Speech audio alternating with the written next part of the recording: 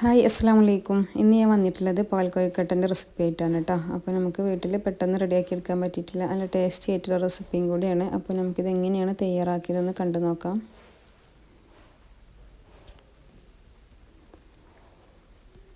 അപ്പോൾ അത് തയ്യാറാക്കാൻ വേണ്ടിയിട്ട് ഞാനിവിടെ ഒരു ബൗളിലേക്ക് 250 ml കപ്പിൽ 1 കപ്പ് അരിപ്പൊടി ചേർത്ത് കൊടുക്കുക. അതിലേക്ക് ആവശ്യത്തിനുള്ള ഉപ്പും കൂടി ഇട്ടെടുത്തിട്ട് ഒന്ന് മിക്സാക്കി കൊടുക്കുക കേട്ടോ.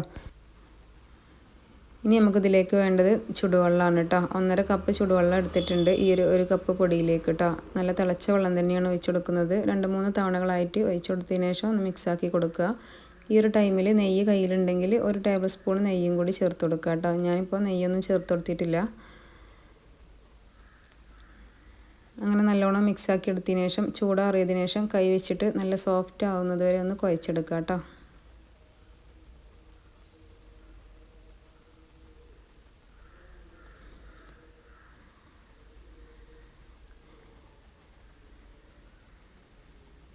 കൗണ്ടർ ടോപ്പിലിട്ടിട്ട് നല്ല സോഫ്റ്റ് ആവുന്നത് വരെ 2-3 മിനിറ്റ് ഒന്ന് കുഴച്ചെടുക്കുക. അതിനുശേഷം ഞാനിവിടെ ഓരോ ബോൾസ് ആക്കി എടുക്കുന്നുണ്ട് കേട്ടോ. ഈ ഒരു വലുപ്പത്തിലാണ് ബോൾസ് ആക്കി എടുക്കുന്നത്. ചെറിയ ചെറിയ ബോൾസ് ആക്കിയിട്ടാണ് എടുത്തിട്ടുള്ളത്. അങ്ങനെ ഈ ഒരു വലുപ്പത്തിലാണ് കേട്ടോ ബോൾസ് ആക്കി എടുത്തിട്ടുള്ളത്. അങ്ങനെ മുഴുവനായിട്ടും അതുപോലെ ചെയ്തെടുത്തിട്ടുണ്ട്.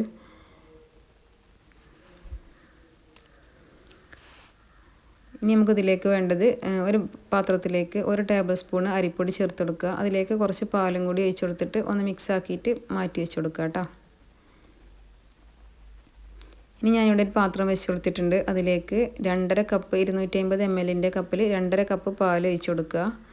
അതിലേക്ക് മധുരത്തിന് ആവശ്യമായിട്ട് 1/4 കപ്പ് പഞ്ചസാര ചേർത്ത് കൊടുത്തിട്ടുണ്ട്. ഇനി ഇതെല്ലാം കൂടിയിട്ട് ഒന്ന് മിക്സ് ആക്കി കൊടുത്ത് പാലൊന്ന് തിളച്ച് വരട്ടെ കേട്ടോ.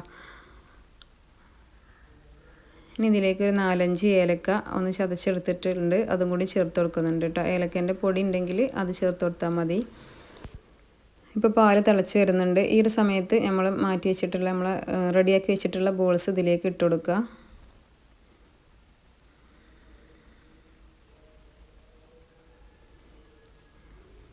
ഇനി വെള്ളം ഒന്ന് മിക്സാക്കി കൊടുത്തതിന് ശേഷം നമുക്കിതൊന്ന് വേവിച്ചെടുക്കണം കേട്ടോ. ഒരു 4-5 മിനിറ്റ് നല്ലോണം ഒന്ന് തിളച്ച് വരട്ടെ. ആ ഒരു സമയം കൊണ്ട് നമ്മളെ ബോൾസൊക്കെ വെന്ത് കിട്ടും. ഇനി നമ്മൾ നേരത്തെ റെഡിയാക്കി വെച്ചിട്ടുള്ള അരിപ്പൊടിൻ്റെ മിക്സ് ഉണ്ടല്ലോ, ഒരു 5 മിനിറ്റിന് ശേഷം അതും കൂടി ഒഴിച്ചെടുത്തിട്ട് 1-2 മിനിറ്റ് ഒന്ന് തിളപ്പിച്ചെടുക്കുക. ഇനി ഇതിലേക്ക് 1/2 കപ്പ് തേങ്ങാപ്പാലാണ് കേട്ടോ ഒഴിച്ച് കൊടുത്തിട്ടുള്ളത്. അതും കൂടി ഒഴിച്ച് കൊടുത്തിട്ട് നമുക്ക് ഫ്ലെയിം ഓഫാക്കുക. തേങ്ങാപ്പാൽ ഒഴിച്ച് കൊടുത്തതിന് ശേഷം തിളക്കാൻ നിൽക്കണ്ട കേട്ടോ, ഒന്ന് ചൂടായാൽ മതി. ഇനി ചൂടാറുന്ന സമയത്താണ് കേട്ടോ അതൊന്നും കൂടി ഒന്ന് കുറുകിയിട്ട് വരും. ഇപ്പോൾ കുറച്ച് ലൂസിലാണെങ്കിലും കുറച്ച് സമയം കഴിയുമ്പോൾ ഒന്ന് കുറുകിയിട്ട് കിട്ടും.